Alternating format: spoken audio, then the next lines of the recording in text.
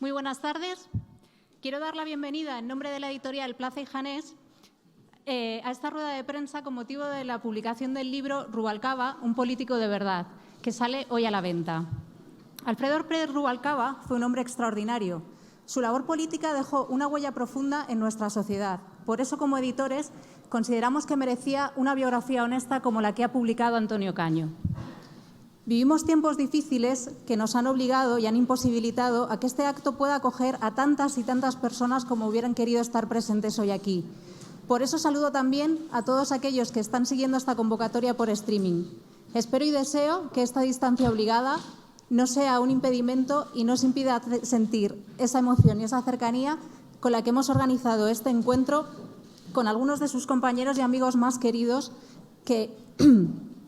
con algunos de sus compañeros y amigos más queridos a los que hemos reunido hoy para recordarle alrededor de una de esas conversaciones que a Alfredo tanto le gustaba tener.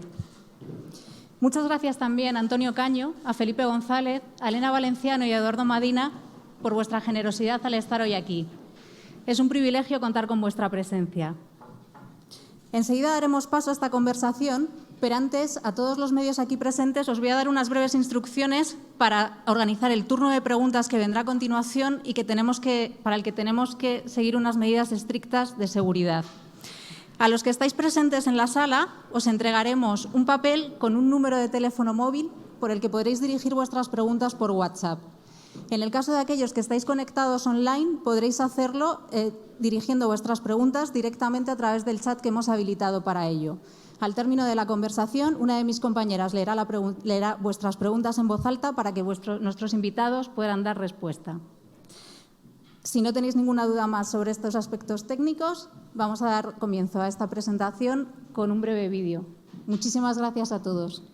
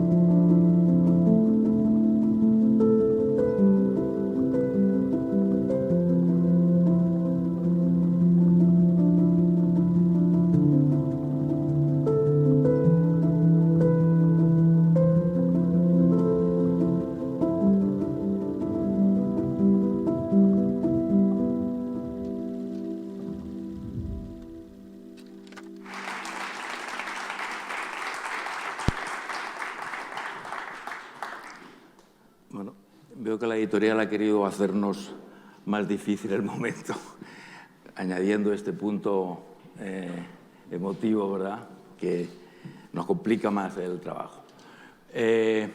Hace 2 meses, después de la muerte sorprendente de Alfredo Pérez Rubalcaba, nos juntamos un grupo de amigos de Alfredo, juntamos con Pilar Goya, para pensar qué podíamos hacer para mantener su memoria o para que su memoria pudiera extenderse. Y pensábamos, de esa conversación nació este libro. Nos parecía importante conservar su memoria porque en los tiempos que vivimos la memoria desaparece muy rápidamente y todo va muy rápido y todos los acontecimientos se sobreponen uno sobre el otro y creíamos necesario preservar esa memoria. También porque los acontecimientos políticos nos daba la impresión de que no iban exactamente en la dirección del proyecto político, de las ideas políticas que Alfredo Pérez Rubalcaba había mantenido a lo largo de su carrera. ¿Qué era, de forma muy breve, la política de Rubalcaba? Yo creo que la política de Rubalcaba se basa, por decirlo de una forma muy sucinta, en 2 principios. Uno es en la defensa del pacto el pacto desde las convicciones, el pacto entendido desde la defensa de las convicciones propias y desde la claridad de un proyecto político, del proyecto político que se defiende. Esa era la noción de Rubalcaba del pacto. Y en el caso de Rubalcaba, su proyecto político era esencialmente la consolidación de una democracia en la que hubiera igualdad de oportunidades y igualdad de derechos para todos los españoles. El segundo idea, yo creo, principal de la política de Rubalcaba, de lo que era el proyecto político de Rubalcaba, era el reconocimiento del adversario político como eso, como adversario político, no como enemigo. Yo creo que con esas ideas Rubalcaba se ha convertido en un ejemplo para toda la sociedad, pero quizá era un ejemplo especialmente para los jóvenes. Yo creo que una de las aportaciones que este libro puede tener es precisamente el de que sirva a los jóvenes españoles, a las nuevas generaciones, para conocer su historia y para conocer cómo se hacía la política y cómo se hacían las cosas en algún momento de nuestra historia. Este libro se titula Un político de verdad, y en parte es un político de verdad porque la verdad fue la esencia de la política de Rubalcaba.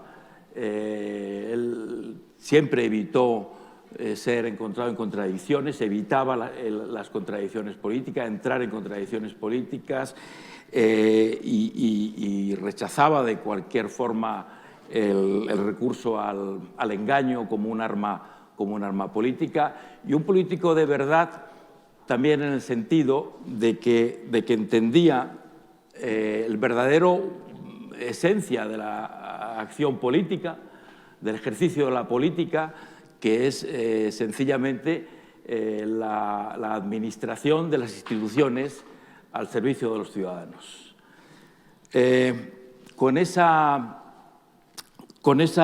base, con esa idea, Rubalcaba se ha convertido en este momento en un punto de referencia. Ojalá que para bien, ojalá que los partidos de la derecha que de alguna forma hoy elogian su memoria la hubieran respetado igual en otros momentos. Ojalá que los sectores de izquierda que también la critican pudieran profundizar en ella, atenderla por encima de la retórica del recuerdo. Creo que a todos nos iría mejor si estas cosas ocurrieran, y de esto de lo que vamos a hablar en esta breve sesión con amigos de Rubalcaba, con amigos de 3 generaciones de Rubalcaba. En el caso del presidente González, amigo, jefe, referencia, maestro. El presidente González fue todo para Rubalcaba. González siempre cuenta que él hace muchos años empezó un largo diálogo con Rubalcaba, un diálogo que no acabó nunca y que solamente acabó porque desgraciadamente y por sorpresa se nos fue. Felipe, ¿cómo fue ese diálogo? ¿Qué aportó Rubalcaba en tu vida y en tu actividad como político? Pues no sé si tiene una respuesta fácil, Pilar, ministro, amigos de Rubalcaba, gente que ha vivido mucho con él. No tiene una respuesta fácil, verás. He tenido la tentación estos días, además de agradecerte el libro para recuperar la memoria, para recuperar y que no se pierda la memoria, porque he tenido la tentación de hablaros de las últimas conversaciones, bueno, las conversaciones orales no, pero parte de esas conversaciones están en correo electrónico, en mensajes, al menos desde diciembre de 2015 hasta ahora.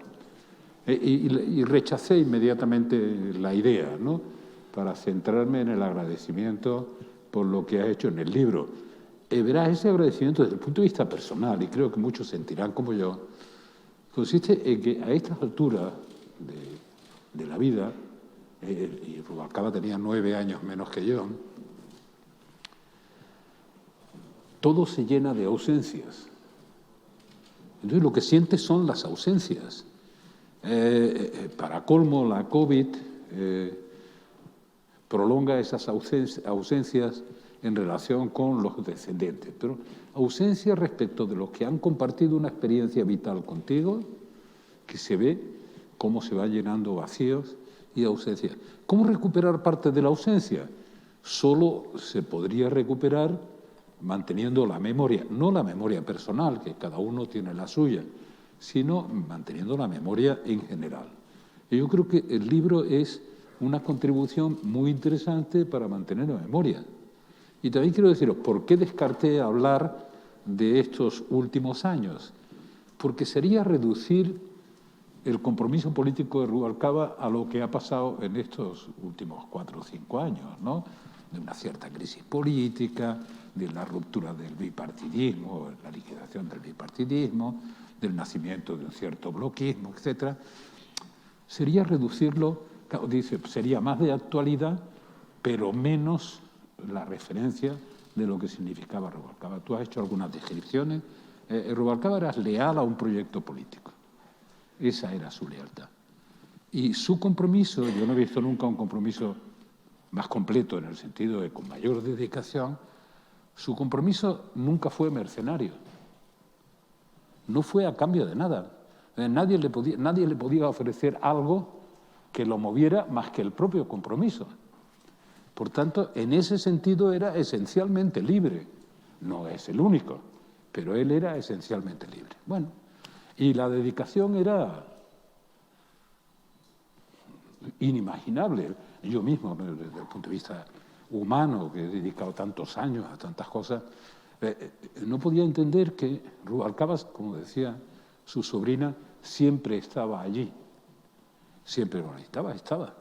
Por tanto, era una especie de compromiso de 24 horas sobre 24 horas, solo con una excepción, que Jaime ha comprobado muchas veces, cuando se concentraba antes de empezar los partidos del Real Madrid. Entonces sí se inquietaba, si le andaban molestando o llamando. Pero salvo ese rato, el compromiso era a cualquier hora, todo el tiempo, y para todas las personas, que eran infinitas, que tenían acceso a Rubalcaba, en todos los ámbitos. Tú lo describes bien en el libro, desde el ámbito familiar y de los amigos hasta el ámbito fundamental de su dedicación, que fue la política. Por tanto, yo no sé muy bien cómo contestar a preguntas que son sencillas, pero que las respuestas son muy complejas. Es decir, como lo echo de menos, y la ausencia ha aumentado con su desaparición, agradezco recuperar, para llenar esa ausencia, la memoria. Algo contribuiremos a hacerlo después del encargo de Pilar, pero por lo menos la memoria nos llenará parte del hueco de ausencia. Elena, Alfredo se despidió del Congreso primero, después se despidió del partido y tuvo una frase, quizá la última de su discurso en esa despedida, es la que el partido no me debe nada, yo se le debo todo al partido. Quizá no es elegante decirlo, pero no estoy de acuerdo con eso que dijo Alfredo en esa ocasión. Creo que el partido sí le debe mucho. ¿Cuál es tu opinión? Mira, gracias, Antonio, y gracias a todos los que estáis aquí, que reconozco a muchísima gente que quería mucho a Alfredo, de verdad. Yo recuerdo que en el discurso del Congreso en el que se presentó candidato a secretario general frente a la candidatura de Carmen Chacón, Alfredo empezó el discurso diciendo: yo quiero mucho al PSOE. Lo repitió 2 veces, que es lo que hacía cuando le gustaba una frase con la que arrancar, ¿no? Yo quiero mucho al PSOE. Es decir, que por una parte había de verdad, más allá del compromiso político, lo cual es cierto para muchos de nosotros, yo creo que para nosotros 3 que estamos aquí desde luego y para muchos de los que están en la sala, él tenía con el PSOE un compromiso político, pero también un compromiso afectivo. Para nosotros el PSOE es algo más que un partido político en el que hemos militado. Es una casa por la que sentimos muchísimo cariño, ¿no? Bueno, él empezó, por lo tanto, diciendo yo quiero mucho al PSOE y acabó, efectivamente, su responsabilidad como secretario general diciendo esto de que el PSOE, o sea, se lo debo todo yo al partido, ¿no? Y eso tiene mucho sentido, siendo Alfredo una persona que entendía la organización como él la entendía, que es muy parecido a como, desde luego, la entiendo yo. Es decir, lo importante, por supuesto, hay gente que marca una impronta en la organización, y aquí hay muchos de ellos: Javier Solana, Joaquín Almunia, Felipe González, José María Maragall, en fin, Ángel Gabilondo, hay muchísima gente, con las mascarillas a lo mejor, Ramón Jáuregui, por supuesto, Enrique Guerrero, mucha gente que ha dejado una impronta en el partido. Pero lo importante es el conjunto, ¿no? Es el trabajo colectivo de la organización. Y él era un secretario general que tenía un gran sentido del trabajo colectivo. Luego, por supuesto, Alfredo era una persona que tenía una cualidad bastante extraordinaria en políticos de primer nivel, ¿no? Y Antonio Camacho. Una cualidad que tienen muy pocos políticos de primer nivel, realmente, ¿no? Él era muy inteligente, pero además tenía una gran dosis de humanidad. Era una combinación bastante extraordinaria de una inteligencia muy aguda y muy profunda y una capacidad de sentir al otro, ¿no? De sentir el dolor del otro, de sentir la necesidad del otro, bastante extraordinaria. Eso no se sabe tanto, ¿no? Lo sabemos quienes hemos estado cerca de él, por supuesto su familia, Pilar, Jaime, Pilar. Todos los que hemos estado muy cerca sabemos que él era enormemente sensible y muy capaz de ponerse en el lado del otro, que eso le ha servido mucho también. Le sirvió mucho, me cuesta mucho hablar en pasado, le ha servido mucho a él, le sirvió mucho a él para todo el trabajo de negociación y pactos que él realizó a lo largo de su vida. Por una parte, la inteligencia, esa capacidad de analizar la realidad desde todos los ángulos, incluso desde ángulos que no existían, pero que él quería imaginar, ¿no? Todos los escenarios, todos los ángulos, análisis, dar vueltas a las cosas, buscar la mejor de las soluciones. Una enorme coherencia, ¿no? Coherencia intelectual y personal. Hay esa frase de Alfredo que es tan buenísima, ¿no? Que es vive como piensas porque si no acabarás pensando como vives. Es decir, su pensamiento y su personalidad, su pensamiento, su inteligencia y su capacidad humana eran una sola cosa, ¿no? Y eso no es fácil de encontrar en líderes de primer nivel, mejorando lo presente. Pero, ¿qué le puede deber el PSOE a Alfredo? Bueno, ahí está el legado, ¿no?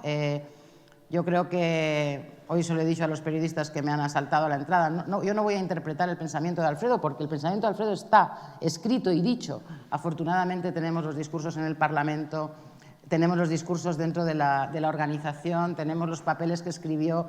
Ahí está el pensamiento de Alfredo. Eso está a disposición, por supuesto, de la organización y de todo el mundo, ¿no? Progresista, porque Alfredo era un socialista, ¿no? Era un socialista, no un dirigente socialista. A mí me encanta, ¿no?, que haya mucha gente ahora en la derecha que reivindique a Alfredo, pero Alfredo fue durante mucho tiempo la bestia negra de la derecha en España. O sea, mucho tiempo. Se le hizo mucho daño desde la derecha, o se le intentó hacer mucho daño desde la derecha, pero bueno, está bien que ahora su figura esté por encima un poco de todo eso. Pero yo creo que lo que el PSOE le puede ver a Alfredo es un cierto mensaje ético, ¿no? Como decía Felipe, ¿no? Un compromiso casi total dentro de una libertad enorme de pensamiento, de actuación, pero un compromiso ético, una persona que ha sido hipercoherente con lo que pensaba, con lo que decía, cuando a veces eso tenía un coste para él, ¿no? Pero eso, el compromiso ético, tal vez es lo que más le debemos todos a Rubalcaba. Y luego, además, todo el trabajo político que él hizo y que dejó en el PSOE. Ahora que veía a Ángeles Álvarez, me acuerdo de toda la pelea porque las listas electorales fueran listas cremallera, ¿no? Eso que no era tan fácil en ese momento de pelear en el PSOE, cómo forzó a muchos de los secretarios generales a que incorporaran ese principio a las listas electorales. Y aquí está Javier Lambán, que era un gran amigo de Alfredo también. Así que muchas cosas de las que hizo fueron importantes, pero tal vez lo más importante para mí, si tuviera que destacar algo, sería su ética, la ética Rubalcaba. Alfredo Pérez de Rubalcaba era un hombre de muchas facetas, de muchas dimensiones, complejo y de muchas actividades, hiperactivo. Y es una de las dificultades a la hora de escribir este libro ha sido precisamente tratar de abordar todos estos ángulos que tiene Alfredo. Uno de ellos, muy importante, es el de su actividad parlamentaria. Yo creo que si a él se le hubiera pedido que se definiese solo de una manera, quizás socialista hubiera sido una de ellas, pero probablemente parlamentario hubiera sido otra.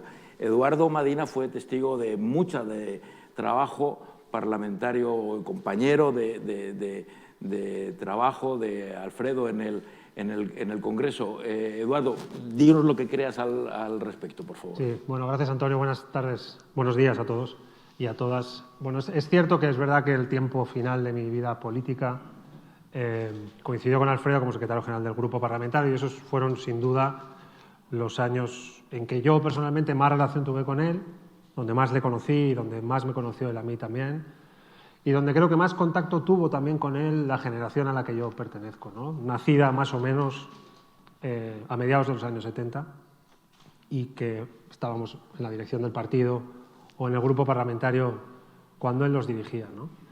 Alfredo, algunos intentaron construir la leyenda de un misterio alrededor de las cosas que hacía, de cómo las hacía. Yo nunca le vi mucho misterio a eso. El único misterio que le vi es de dónde sacaba el tiempo para hacerlas. Porque, como tú dices, hacía muchas, ¿no? Quiero contar dos circunstancias que creo que explican bien lo que trato de decir. La primera, yo empecé como diputado siendo portavoz de una comisión de cooperación internacional para el desarrollo. La cooperación internacional para el desarrollo ha sido siempre muy importante, sigue siendo muy importante para los socialistas, pero no era el epicentro de la vida política del Congreso ni de la política nacional, ¿no? Y recuerdo intervenciones mías cuando acababa de llegar, no pobres, mucho más que pobres, claramente suspendidas en términos parlamentarios para los estándares de la época, me refiero, y él las seguía a través del circuito de televisión interna. Y en alguna ocasión, al terminar, el asistente que trabajaba con 5 o 6 diputados de la quinta planta de la primera ampliación me llamaba: el portavoz quiere hablar contigo, y me llamaba para hablar conmigo y comentar la intervención, ¿no? Claro, un tipo que tenía abierta una comisión de investigación del 11M, que llevaba no sé cuántos procesos de legislación enormemente importante, que negociaba los presupuestos generales del Estado, que trataba de gestionar las relaciones con el Ministerio de la Presidencia y con la mitad de los ministerios, que teníamos 169 diputados en aquel momento. ¿Quién nos pillará ahora, verdad, José Luis? Pero en aquel momento seguían faltando todos los días 7 y esos 7 costaban horrores negociarlos. Tenía tiempo para aquello que no era lo realmente importante, pero yo creo que él sacó hueco para tratar de educar a una generación recién llegada, que era la mía, en los valores de un socialismo centenario en el Parlamento, que llevaba ya instalado 100 años de parlamentarismo, siempre que el Congreso de los Diputados no lo cerraron golpes de Estado, guerras civiles y dictadura, y en los valores de un partido con mucha historia y que para poder ponerle voz en los micrófonos del Congreso, lo primero que había que hacer era saber de qué se trataba, en qué consistía y cuál era su ADN, ¿no? Alfredo invirtió, igual que otros de su generación, algunos los veo en esta sala, mucho tiempo en eso. Recuerdo que en mi última etapa, en el proceso de abdicación del rey, hizo una intervención espectacular. Y yo estaba a 2 escaños de él, porque era el secretario general del Grupo Parlamentario en esa etapa, y cuando acabó la intervención tenía la capacidad de parar el sonido del Congreso, de coger la pelota y que se callara el estadio. Esa capacidad de gestionar la palabra con una composición sonora de silencio a su alrededor, cosa que le vi hacer a muy pocos diputados y diputadas pues en los 13 años que estuve en el Congreso, y que seguramente ha sucedido pocas veces en los 40 de democracia, ¿no? Cuando llegó al escaño y se sentó, le dije: mira, Alfredo, la intervención esta que acabas de hacer creo que no la puede hacer absolutamente nadie más que tú de este grupo parlamentario. Y me dijo: bueno, no te equivoques, la puede hacer mucha gente de la que está sentada aquí atrás. En realidad esto consiste de tener una relación sana con la verdad y una relación sana con el significado de las palabras. Creo que eso nos enseñó en el Parlamento, a tener una relación sana con el significado de las palabras. Que las palabras signifiquen cosas, que se sujeten en valores y que cuando las pronuncias sabes por qué las pronuncias y para qué las pronuncias. Bueno, yo creo que ese es un legado que entre las paredes del Congreso yo creo que tiene que seguir escondido en alguna de esas pinturas, en alguno de esos grabados, porque con seguramente la excepción de algunos que están aquí, Felipe González entre ellos, creo que estamos ante uno de los mejores gestores de palabras, interpretadores del lenguaje y diputados que ha tenido el Congreso de los Diputados desde su origen mismo y desde luego en estos 40 años de democracia, ¿no? Ojalá quienes ahora les toca tener un escaño allí lean a fondo sus discursos porque, no sé, bueno, yo creo que son muy buenos. Bueno, como es imposible, desde luego, resumir todo el trabajo, la aportación política de Rubalcaba a lo largo de 30 años a la vida política de este país, y tenemos poco tiempo. Vamos a pasar entre los cuatro por encima de algunos, al menos de los más relevantes. Uno de ellos, tú lo mencionabas, aludías de pasada, la abdicación del rey Juan Carlos. Yo sé que Felipe contigo hablaba de este tema con frecuencia, y que decir la implicación y participación personal que tuviste tú también en aquel momento. ¿Hasta qué punto fue decisiva la contribución de Alfredo en esa etapa? Bueno, yo no quiero hacerlo ditirámbico, ¿no? Pero es muy difícil concebir que una decisión de esa naturaleza, que en España tiene una significación especial, aparte de cualquier otra consideración. Porque, claro, si una persona decide abdicar, hablo de la jefatura de Estado, en nombre de realeza, parece que una vez que ha tomado esa decisión se acaba todo. Es decir, ha decidido abdicar, abdica. Eso ha pasado en muchas monarquías parlamentarias. Si el rey abdica, pues no hay más trámites, ¿no? En España no era así. Y entonces seguimos conservando una cosa que es bien peculiar porque es delicada, ¿no? Desde la Constitución del 12, desde la primera, ¿no?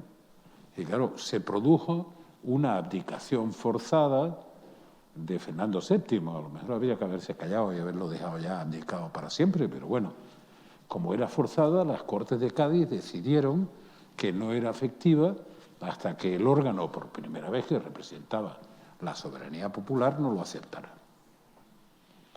Por eso nos encontramos con esto. Por tanto, la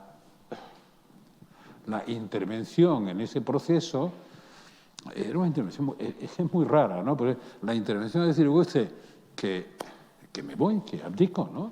Prepare los elementos de sustitución, pero no. Es que no es efectiva hasta que no se acepta por el Parlamento. Ya digo que es una cosa relativamente extraña de explicar, ¿no? Tiene esa tradición histórica. Entonces, Alfredo sabía que estábamos ya en una fase extraordinariamente complicada. Yo no solo hablé muchas veces con Alfredo, también hablé con el viejo rey de esa situación, ¿no? Y es verdad que a cualquier político en activo, en aquel momento Rajoy en la presidencia, Alfredo en el liderazgo de la oposición, que en passant digo que fue secretario general del partido, digamos, para gestionar la travesía del desierto con plena conciencia de que había que atravesar el desierto y que alguien lo tenía que hacer sin romper toda la cacharrería. Pero, en fin, hablé mucho con él y él sabía que era una operación extraordinariamente delicada. Y siguiendo la reflexión de Edu, lo más interesante es que cualquier responsable, y ahora hablo de los dos que estaban o en el gobierno o en la oposición, y los dos tenían un reflejo condicionado que era lógico, de decir, oiga, además de los líos que tenemos, ¿por qué otro lío más? ¿Por qué no esperamos a ver si llegan tiempos mejores donde este lío sea menos notable? Sin embargo, era un momento inexcusable, no solo por la voluntad de quien abdicaba, sino porque realmente ya era necesario que se produjera esa transición. Yo creo que esa transición de agotamiento de un periodo y nacimiento de otro nuevo, digo, se hizo, todo tiene sus defectos y virtudes, con una impecabilidad que me hubiera gustado ver en otras transiciones de un sistema, digamos, de bipartidismo imperfecto, que le llamábamos, a uno de pluripartidismo, que, bueno, es la voluntad popular, no hay ningún problema, pero que no creara una dinámica que veía Alfredo tan claramente y a veces la definía con la ironía sarcástica que lo caracterizaba, una dinámica de bloquismo que dividiera a la sociedad en partes no reconciliables entre sí, ¿no?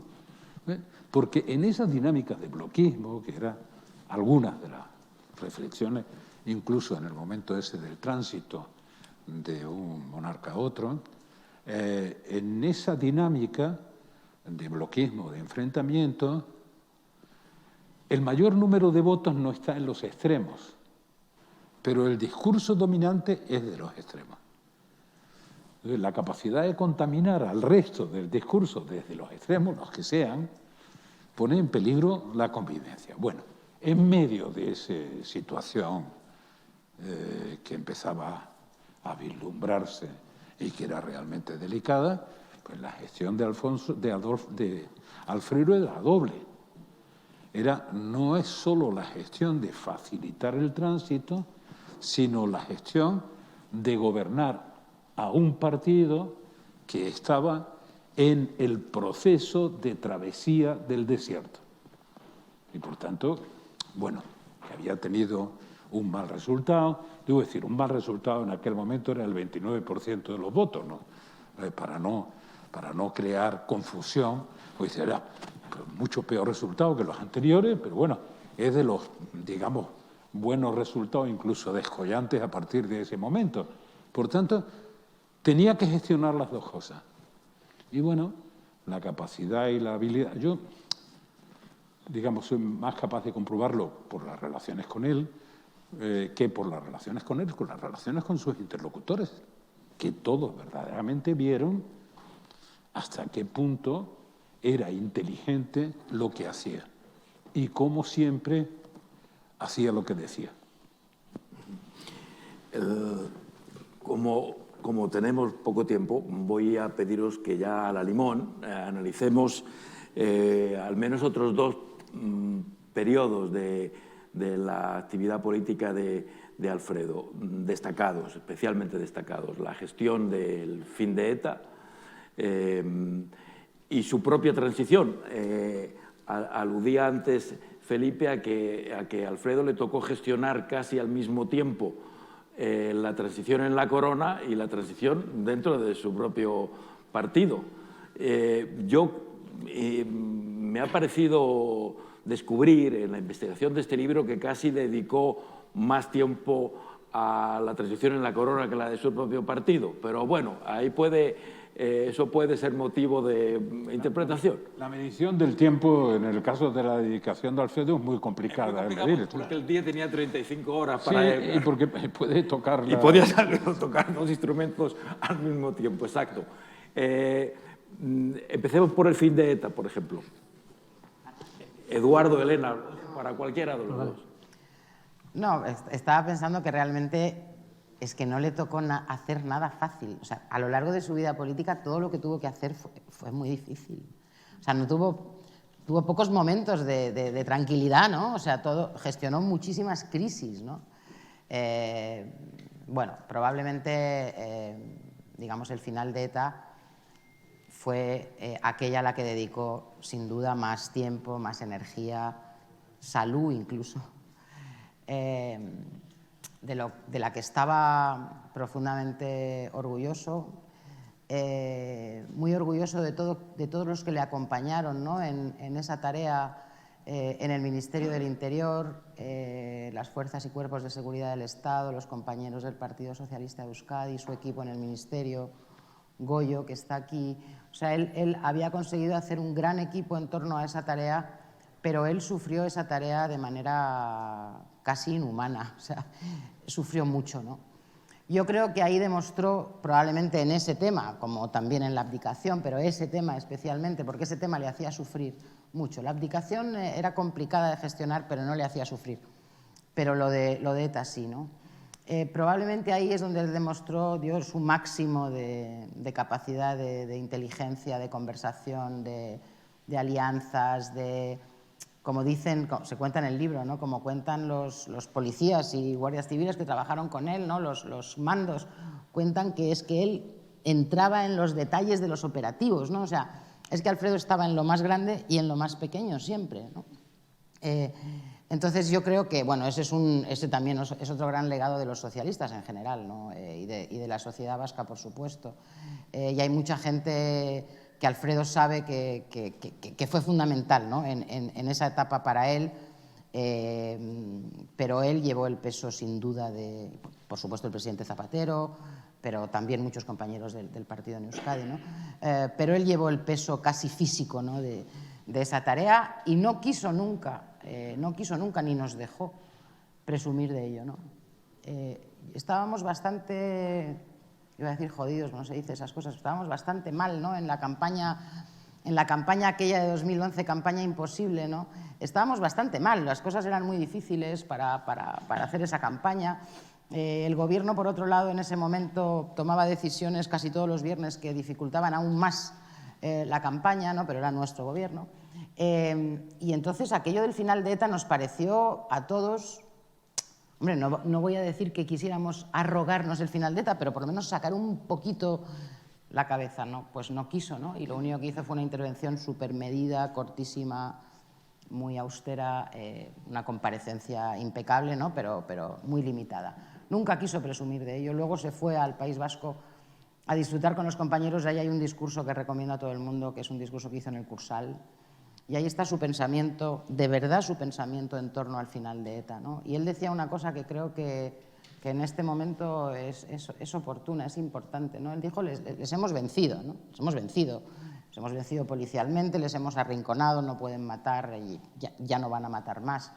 Les hemos vencido, pero ahora hay que ganarles políticamente, ahora hay que ganarles con los instrumentos que nos hemos dado, con los instrumentos de la democracia. Hay que ganarles el discurso y hay que ganarles la posición electoral y no pueden ser ellos quienes escriban la historia, ¿no? Bueno, ahí está un poco concentrado lo que a Alfredo le preocupaba que pudiera pasar en el futuro. Pero bueno, ya estamos aquí todos los que vamos a intentar que eso no sea así, incluido... Muchísimas gracias por venir, José Luis, incluido el Partido Socialista Obrero Español actual. Yo como, antes de pasarte a la palabra, como todos sois líderes políticos, no queréis pecar de arrogancia hablando de vosotros mismos, pero como yo no lo soy, sí que creo que es importante destacar que los líderes políticos cuentan mucho, influyen mucho en las situaciones y tienen una gran capacidad de decidir en qué dirección van los acontecimientos. Y la transición española no hubiera sido posible sin las figuras que la protagonizaron, sin esas figuras que la protagonizaron, entre ellas el presidente González. Y creo que ni el fin de ETA ni la abdicación del rey se podía haber hecho sin Rubalcaba, sin ese político, sin ese dirigente, no otro.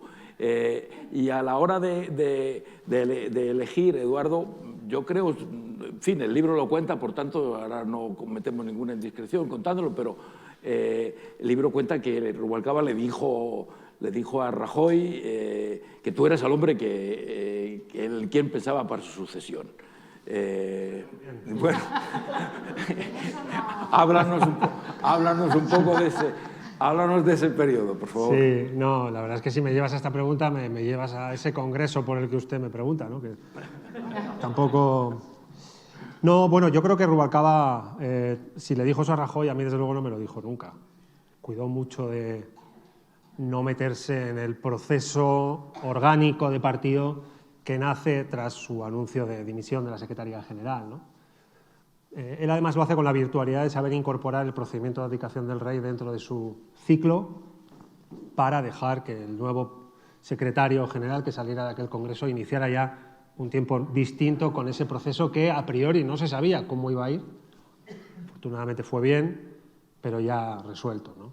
A mí no me lo dijo nunca. Yo creo que el partido hizo un congreso por un método nuevo por primera vez, de un militante, un voto. Y la cuarta planta de Ferrá, donde está o estaba, no lo sé, la Secretaría General del partido, no entró para nada en el procedimiento del partido, ¿no? Y luego siempre le dije, joder, si tanto te gustaba, alguna mano ya podías haber echado, ¿no? Pero no echó muchas por sentir que como secretario general saliente no debía hacerlo, y creo que hizo lo correcto. ¿Qué creo que él supo leer bien? Yo creo que Rubalcaba supo leer muy bien algo que su generación, la que llega a gobernar España con Felipe González durante tanto tiempo y dirige el partido durante más de 20 años, yo creo que siempre comprendió, ¿no? Que el Partido Socialista o el socialismo democrático en España es una larga conversación no terminada de más de un siglo de historia, y que el proyecto de futuro que siempre plantea, porque siempre es un proyecto para mañana, yo a veces he sentido formar parte de una generación, no lo digo por los actuales dirigentes del partido, porque son de muchas generaciones, hay gente de 30, de 60, de 50, de 20 y de 70, sino otros líderes de otros partidos. Es una generación muy exigente con el pasado y muy poco exigente con el futuro. siempre quiere ser más exigente que nadie con lo que ya fue y no parece exigirle mucho a lo que todavía no ha sido, porque yo no termino de escuchar del todo un proyecto de país cerrado, comprendido y con vocación de mayoría para llevarlo a cabo en muchos de los partidos que no son el mío, me refiero. Por tanto, él siempre supo ver esa larga conversación histórica del PSOE intergeneracional, ¿no? Lo hizo dentro de la generación de Felipe González, lo supo hacer en la etapa de Joaquín Almunia, lo hizo en la etapa de Zapatero y lo hizo en su propia etapa. Esa larga conversación intergeneracional que legitimaba históricamente un proyecto para mañana, siempre para mañana. El PSOE nunca quiso ganar la guerra civil porque ya la perdió. Nunca quiso corregir los errores del 34 porque ya los cometió. Nunca quiso quitar los secretarios generales del principio del siglo porque ya los tuvo, alguno en concreto que ojalá no lo hubiera tenido. No, los errores y los aciertos ya los había cometido. Quería evitar los errores para mañana y hacer de España un país mejor, con todo lo que tiene de imperfecto a veces la obra política que la tiene, ¿no? Yo creo que Rubalcaba siempre eso supo hacerlo, ¿no? Y mi sensación fue que pasara lo que pasara en aquel congreso, Alfredo Pérez Rubalcaba, igual que la generación de Felipe y de José Luis Rodríguez Zapatero, podía actuar de conector con la anterior generación, con las anteriores etapas. Pasara lo que pasara. Al final pasó lo que pasó. Hubiera preferido otra pregunta, Antonio Cañó.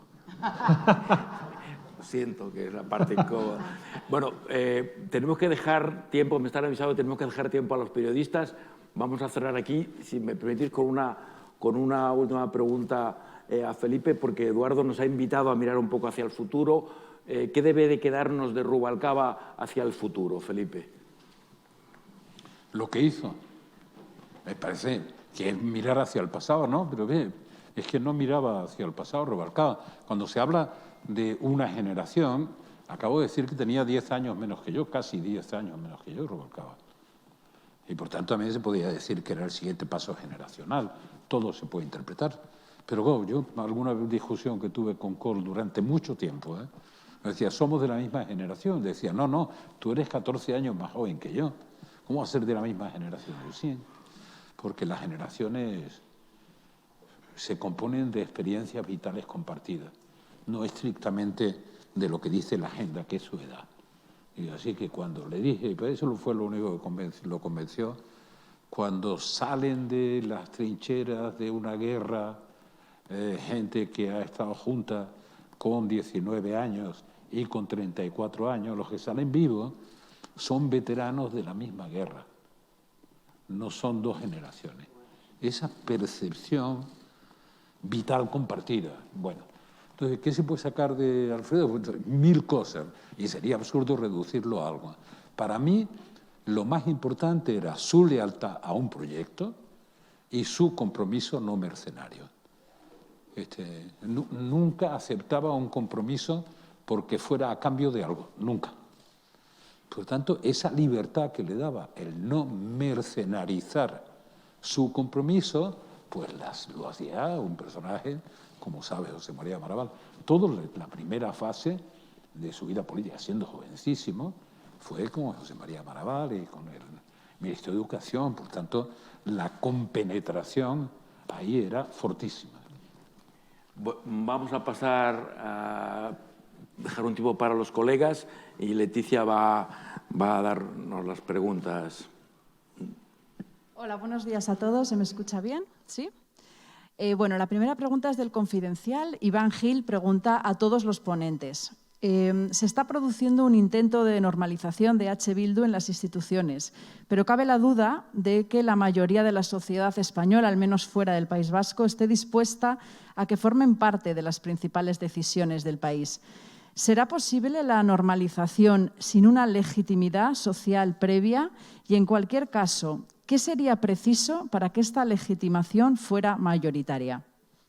Bueno, ha dicho los ponentes, no el autor, así es que yo... Me han hecho esa pregunta otras veces, si es que tengo que responder yo. Vamos a ver. Tenemos una Constitución no militante. Por tanto, la Constitución no excluye a nadie que se presente y pida voto, aunque sus ideas sean francamente anticonstitucionales. No de reforma de la Constitución, no en contra de elementos básicos de la Constitución, incluyendo la unidad del Estado-Nación descentralizado. Este es nuestro tipo de constitución. Por tanto, como tomamos muchas cosas de la alemana, este es un elemento que la diferencia de la alemana o de la americana. Bueno, por tanto, quien saca votos para estar representado en el Parlamento tiene una indiscutible legitimidad del voto que saca. Y participa en el Parlamento como una fuerza política más. La pregunta no es esa, es la siguiente. Es decir, bueno, ¿usted está dispuesto a pactar con una fuerza política que pretende llevar ese espacio público compartido que es España, organizado en Estado-Nación, a su desaparición? Que es su objetivo, repito, constitucionalmente aceptable y, por tanto, legítimo desde el punto de vista del cumplimiento de las normas de la Constitución y de la participación en el Parlamento. Si la pregunta me la hacen a mí, digo, no, yo no. No estoy metiendo las otras variables, de si ha habido o no arrepentimiento, no. Por tanto, si a mí me hacen la pregunta, digo, no. Pero eso no deslegitima su representación. Constitucionalmente tienen una representación parlamentaria de acuerdo con los votos que reciben. Ese es un problema. Y el otro problema es si yo estoy dispuesto a pactar un proyecto de país con quien quiere destruir el país en el que yo quiero vivir. Destruirlo, no estoy hablando de la violencia, estoy hablando, ya pasó. Estoy hablando de los objetivos. Yo respeto los objetivos, no los comparto, por tanto, no tengo ningún pacto que hacer. Elena, Vivimos lo que ha dicho el presidente. Eduardo quería decir algo.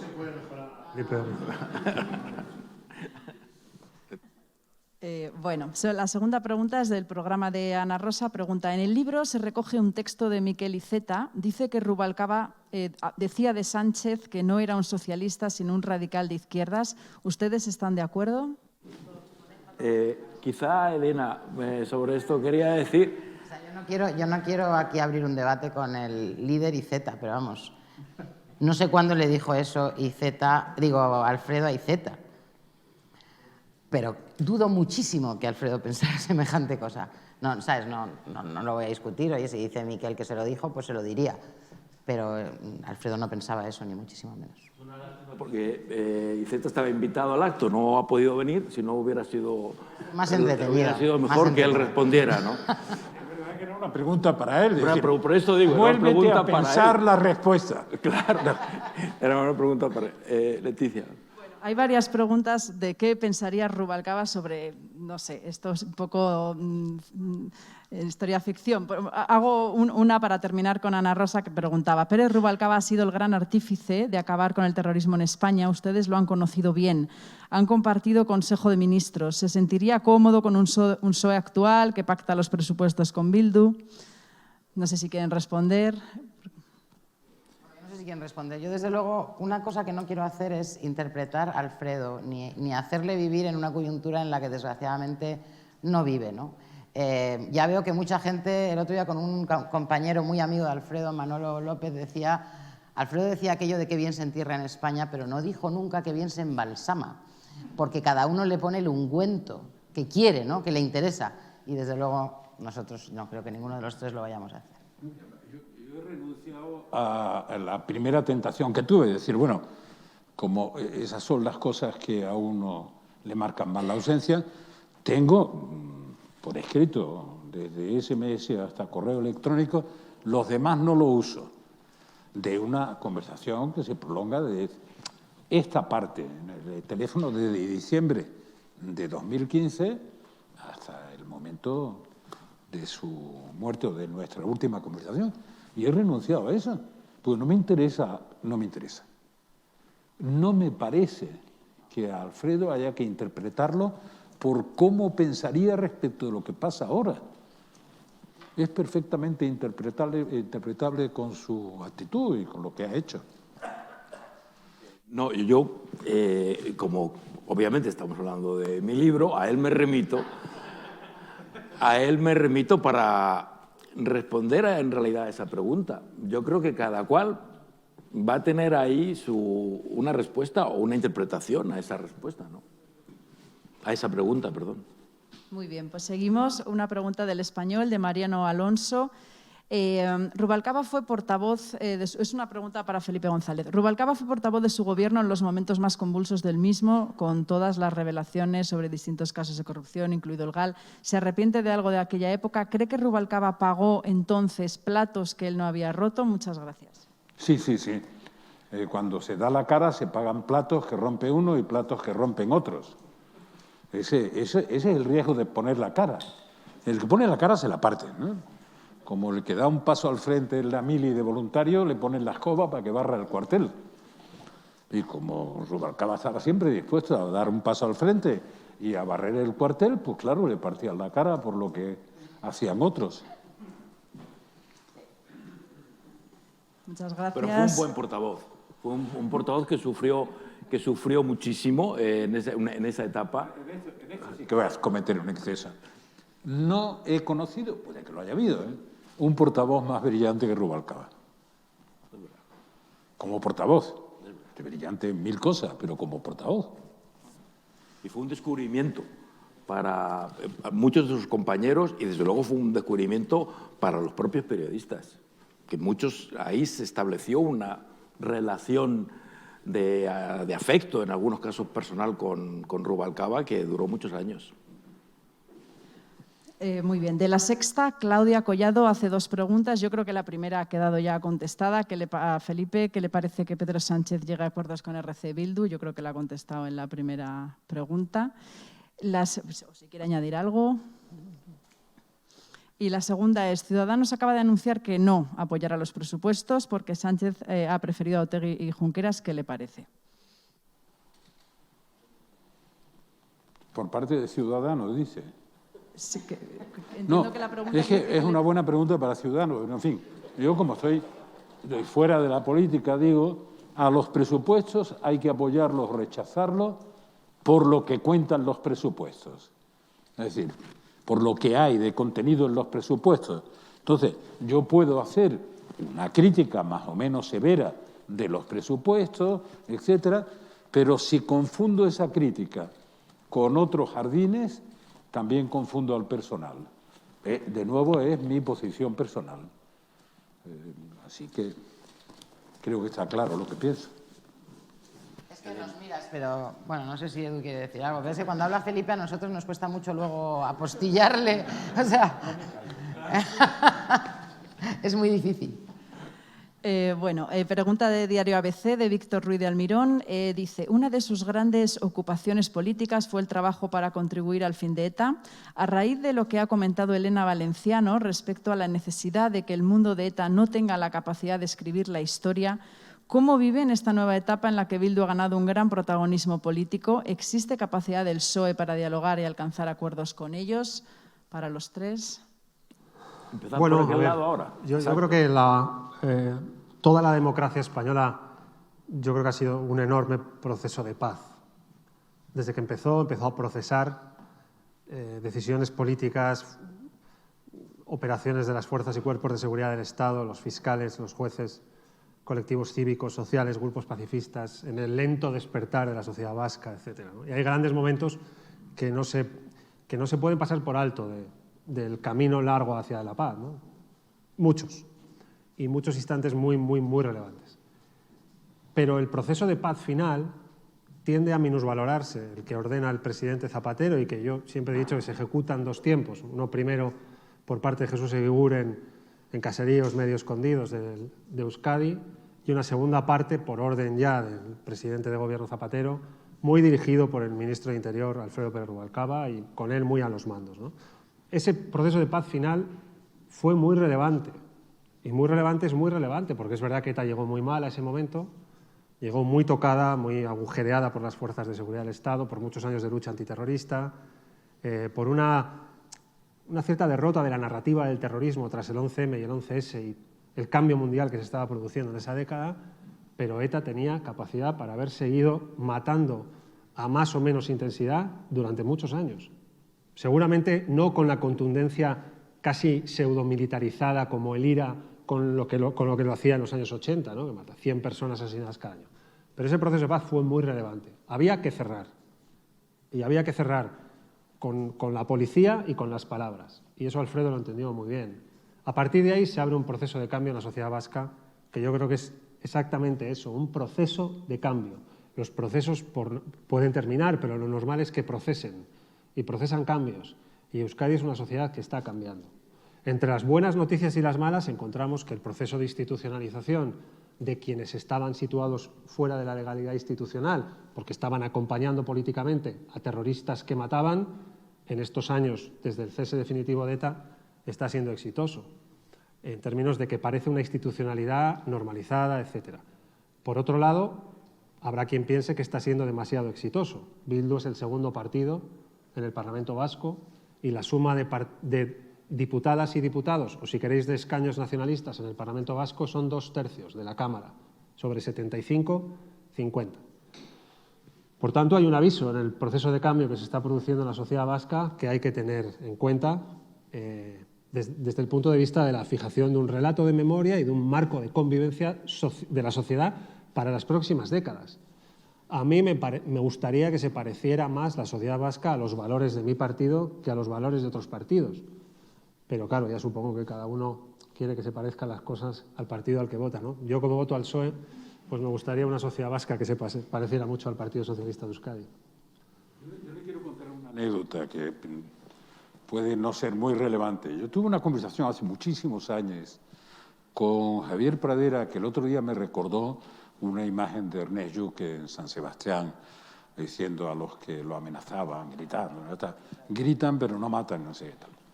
Y Javier Pradera en algún momento, un tipo, alguna vez he dicho que era el disco duro de la transición, me dijo, mira, dejémoslo claro, las palabras no matan. Y yo me quedé pensando, lo estaba con el juez, los dos. Digo, verás, en efecto, pero si ves la historia de la humanidad, hay dos palabras que es apunten, fuego, que han matado mucho. Y los que decían apunten, fuego, no disparaban. Disparaban los que o tenían la obligación de obedecer o si no les disparaban a ellos. Pero bueno, en todo caso, eso de que las palabras matan o no matan tiene un cierto matiz. Y el matiz es la anécdota que quería contar. Elena. Porque a eso me refería antes, por retomar la preocupación de Alfredo, ¿no? A lo que ha dicho Edu, no es solo el pasado, no es solo si pasamos la página muy rápidamente, que yo creo que la estamos pasando muy rápidamente. Nosotros pertenecemos a un partido que se ha tirado más de 140 años luchando por la democracia, ¿no? Entonces, oye, pues un tiempito hace falta, ¿no? Pero bueno, no es tanto por el pasado como por lo que ha dicho Edu, por el futuro. O sea, ganar democráticamente a Bildu significa ganarles en esa posición, ¿no? Y son hegemónicos, ¿no? Si tú sumas al nacionalismo y al independentismo vasco. Entonces, eso es lo que decía Alfredo. La batalla política, ya hicimos la batalla del orden público, de la paz, la policial, ya hicimos esa y ahora nos toca hacer la otra. Eso es lo que creo que refleja, sí refleja lo que Alfredo decía y está escrito y está recogido en el libro de Antonio Cañón. El último artículo que Rubalcaba publicó en El País, que es el último artículo que Rubalcaba publicó en prensa, en su vida, trata sobre este asunto. Precisamente lo pueden ustedes chequear y creo que está recogido íntegro en el libro. Tenemos tiempo para una pregunta más, Leticia. Bueno, pues la última pregunta es de público. Manuel Sánchez a Felipe González dice, está sentado al lado de dos personas que podrían haber estado al frente de la Secretaría General del PSOE. ¿Le hubiera gustado, lo hubiera preferido, más bien, lo hubiera preferido, pregunta? Se refiere al lado, no entre dos personas. Yo no tuve ninguna posibilidad jamás de ser secretario general del PSOE, pero ellos dos sí. Yo tengo un récord fantástico respecto de las competencias electorales de secretarías generales, porque siempre que he apostado por un secretario general ha perdido. Por lo tanto, me parece inútil arruinar cualquier expectativa de los que me escuchan, ¿no? Bueno, yo creo que esto es todo. Me voy a reservar derecho de autor para decir, para terminar, que hoy justamente celebramos este acto, se celebra el Día de Acción de Gracias en en Estados Unidos, que como saben yo vivo en Estados Unidos desde hace un tiempo y es un día muy importante en ese país y creo que este año hay un gran motivo por el que dar gracias y creo que por el que todos debemos celebrarlo y mucho más íntimamente y de celebración más personal. Mañana es además el cumpleaños de mi hija, que cumple 9 años, y con la que no voy a poder estar mañana, pero felicito desde aquí y les agradezco mucho a todos, les agradezco a los ponentes y al público. Muchas gracias. Esa alegría no será porque ha ganado un tipo de la quinta del 42, como Fíjate, Biden. fíjate. Oh, gracias. Es que